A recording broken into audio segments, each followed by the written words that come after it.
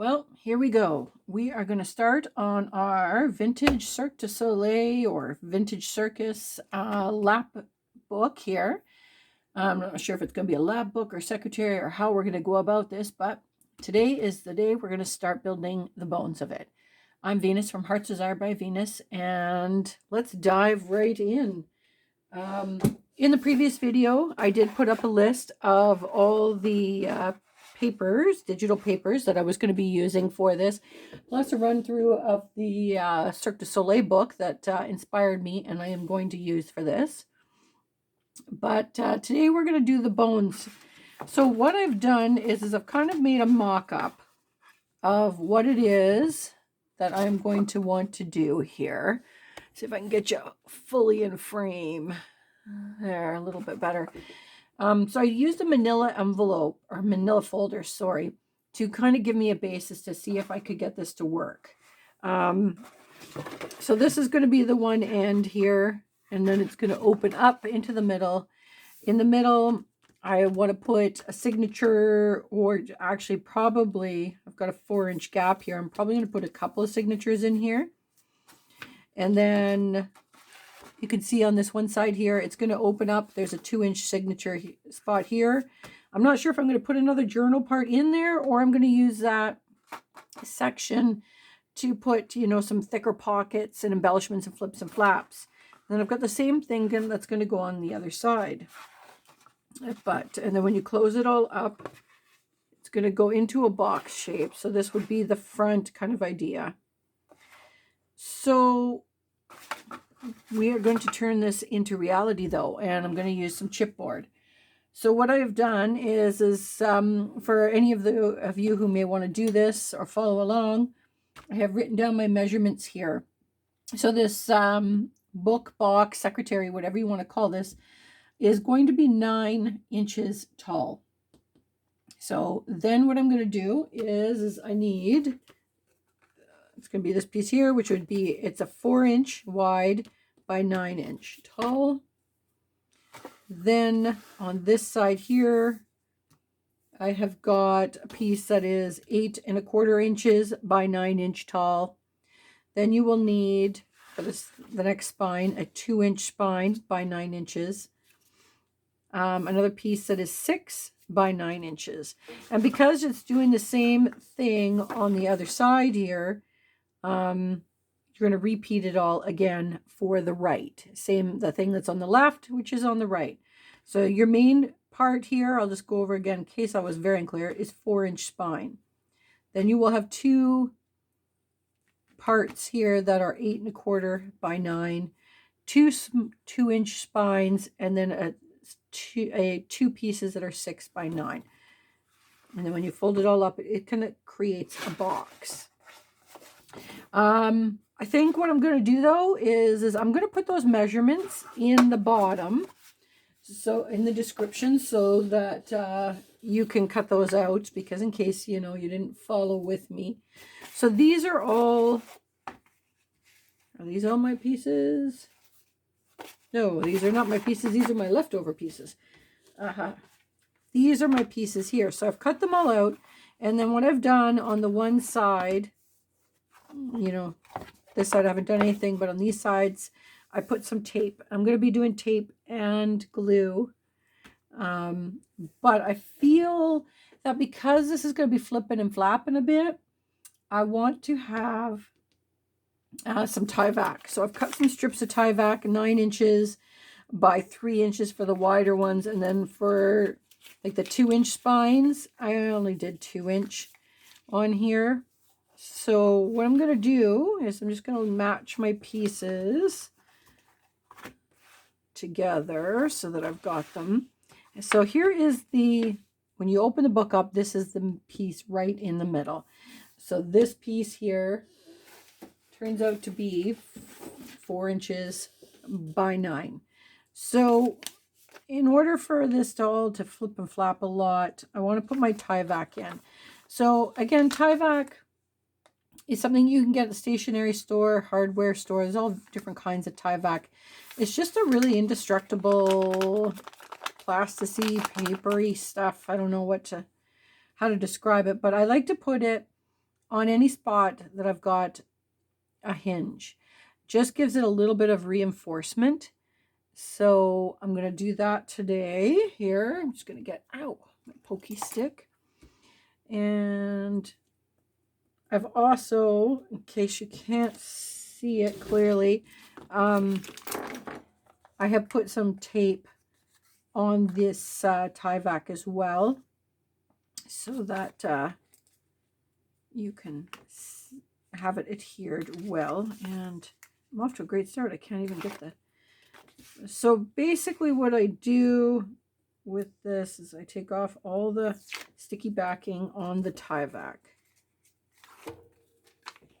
And I'm just going to take my piece, the sticky side down, and I'm just going to kind of center it so that it's going to be on both pieces, okay? And while I'm doing this too, this is where I'm also going to go. So I'm going to stick it for both sides of my 4-inch backing here. So I'm just going to get the other piece here so that you've got it. And I'll just show you how to go. It's a little complicated. I did have to really think about what I was doing here. Okay, so therefore now you can see on the back, got it nice and secure. I've still got a sticky edge here because that's going to join onto the next piece. But before I go any further, I want a 1/4 inch gap between all the pieces. So I'm just using my 1/4 inch tape, and I'm just sliding it right up against the chipboard here, and leaving it tape on, and I'm just going to make sure it's rubbed in there. I'm doing that on both sides of each cardboard piece or chipboard piece, because I need that gap so that when you open and close it, it's not buckling. Okay, so once you've got your 4-inch piece, you're now going to take one of the bigger pieces, which was 8 1/4 by 9, and I'm just going to peel the tape off of the one side of that. And I'm going to put it down, and we're going to just butt it up to that 1/4 inch tape that I've got on there, so that you've got that little gap. Just perfect, just like that. Flip it over, and we're just going to burnish it on good. So now we've got that piece on the one side. We're going to do the same thing on the other side. So I'm just going to peel off my tape. And I've already put that 1/4 inch gusset on this side. So we're just going to line it up again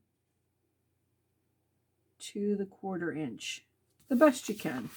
I mean, I'm not as precise as I probably should be, but, and then just flip it over and make sure you burnish it really well, because you want this spine, as you can see here, it's going to flex and that, but you want it to be secure.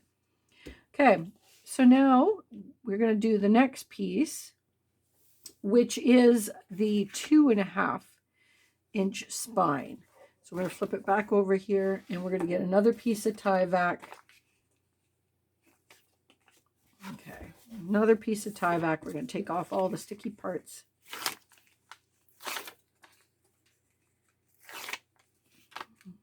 Okay, and we're going to line this up again.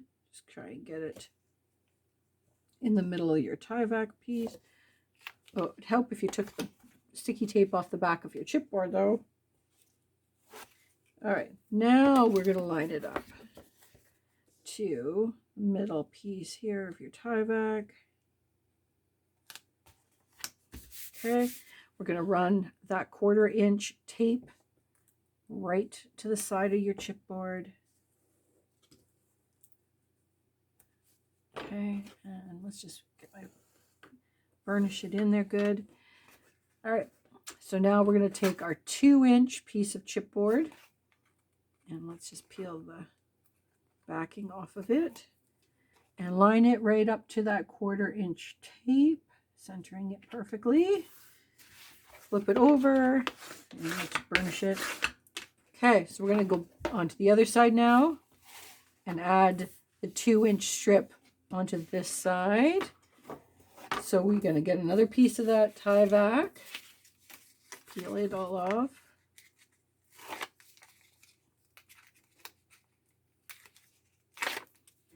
And the tie back I usually do is about 2 to 3 inches, depending on the gap you've got going. I mean, I like to be a little over because I'd rather have too much than not enough.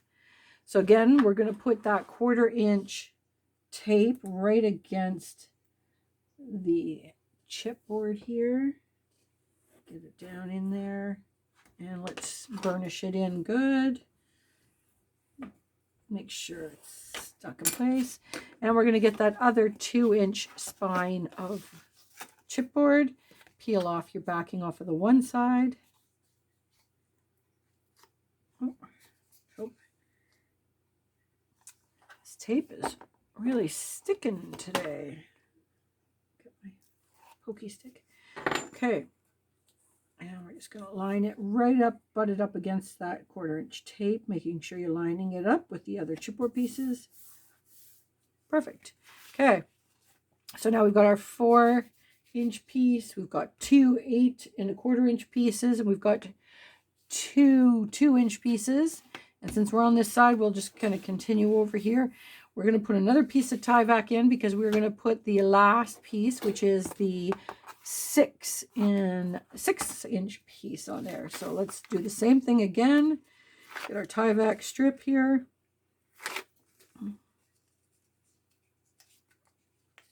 And center it in here, burnish it in good. And get your 1/4 inch strip down again. Burnish it in. And we'll get that 6-inch piece on here now. So just peel your tape off. Now you can do liquid glue on this, but remember we're going to butt that up to the 1/4 inch tape. I find the 2-sided tape works pretty good because we're going to be covering this as well. So I feel it's going to get a lot of adhesion in the end. So I'm not too worried. And the tape, 2-sided tape seems to stick really well to this tie back. So now that we finished that side, we're going to flip it all over and go back to the other side. So there's our 2-inch spine. We're going to add one more piece of tie back here.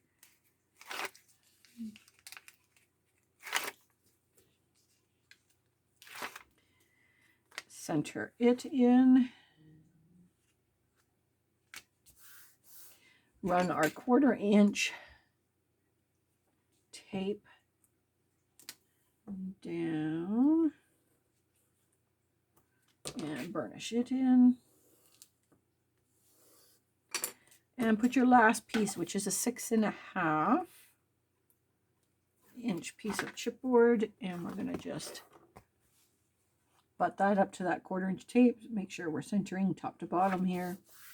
Flip it over and make sure everything is adhered. Okay, so the tie back, remember, goes on the outside part of your book. Okay. And I didn't take the piece of tape off of that side. That's why I was flapping around. There. Now we're good. All right. So when you, and again, I forgot to take it off of that piece. Make sure you take all the 2-sided tapes off. At least you can get at them here like that. That's the one good thing. Okay. So when you're closing it up, there's your back part. Going to fold in and in like this. So in theory, when we are done with it, it's going to close up like that. Now we'll put some kind of mechanism on here at closure for when the time comes. I haven't figured out that far. I really am just kind of, I have a basic idea of a lap book that I want to put in here, but not exactly sure how I'm doing it. So what I'm going to do next is I'm going to cover this all with some coffee dyed paper because I am kind of trying to do a vintage circus feel. I feel the vintage or the coffee dyed paper is going to work really well with this. So we're going to just flip this over and work from the tie back side, which is the back side. And I am going to do a combination of tape and glue on this. So on The back side here, you can see we've already got one piece of tape on the 6-inch spines here, right here, ends.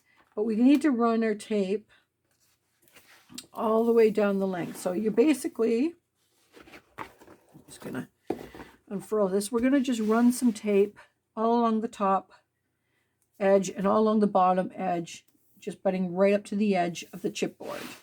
Okay, just all the way across. It's hard for you to see me doing this in camera, but I'm just going across the top and just get it as close to the edge as possible.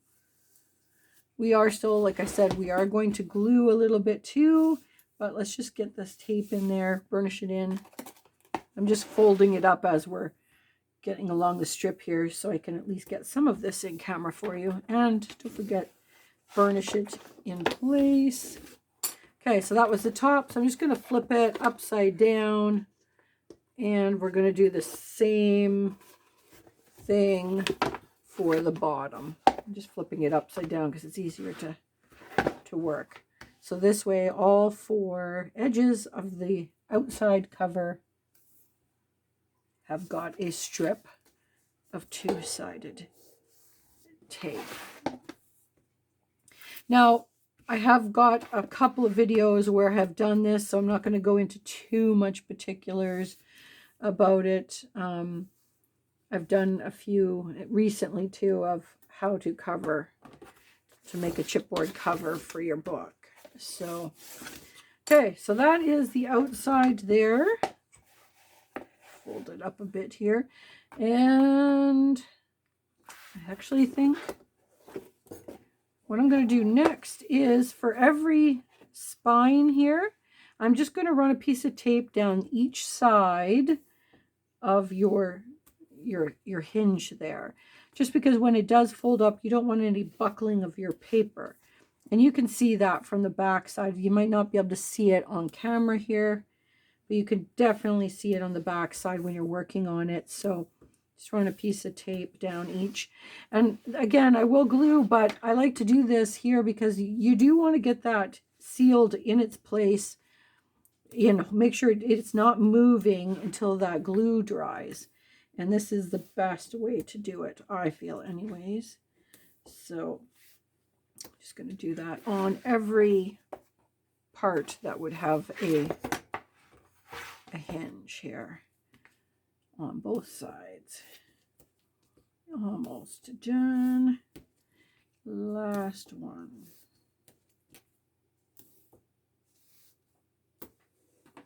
And make sure this is a definitely useful spot to make sure you're burnishing it in here very well, opening up all the pieces and just getting it secure. Okay, now I know this is a large piece, and you know, some people might say, oh, this is going to be really hard to cover it with yet. It's not really, because I'm not going to stress about it a whole lot, because we're going to layer this and then we're going to be matting on top of this. So I am just using my 8.5 by 11 sheets of paper here, putting them down, and I'm flipping my book upside down just so you can see. So I'm just going to make sure when I layer them out, I'm going to start on one end and just make sure that you don't have your papers that you're going to have to join in the spine area. Be in the middle of a flat area, and we're just going to do the one, and then you're going to attach the next piece of paper on top, and your papers are going to overlap, and that's just, it's good. So you just got to pay attention. Don't overlap in a spine area because it's just weak and the paper is not going to hold as strong then. And I just work my way through from one side to the other, and it's as simple as that. So I'm going to put you on pause here, and I'm going to do this part off screen, and then I'll come back and show you. I have done smaller ones like this on screen, so if you feel you want to go through my my videos, but otherwise I will be right back and I'll show you what I've done. Okay, so I covered the whole outside of this book with my coffee dyed paper. So you can see there, it's all done. I mitered the corners and everything. So now I have to decide what I'm going to do. So we're going to cover this, but I'm also thinking in the middle here, this is where I was thinking is I was going to put a journal inserts, and I think I'm going to put them on elastic so that they're removable. So we'll have to decide at this point as to how many I'm going to put on there. Because I'm thinking, so it's a 4-inch spine. If I did 3, inserts, that would be good. I'm just going to get a pencil here. And that way they could still be pretty full. So I'm just going to mark in the bottom at the 1-inch mark, the 2-inch mark, and the 3-inch mark. And I'm going to do that on the top as well. So I'm just going to line it up and mark at the 1-inch, 2-inch, and 3-inch. I'll figure out the exact placing on these. Actually, I guess that one is what? On the bottom, I placed them about a 1/2 inch. So that's what I'm going to do at the top here. Let's place it, yeah, about a 1/2 inch.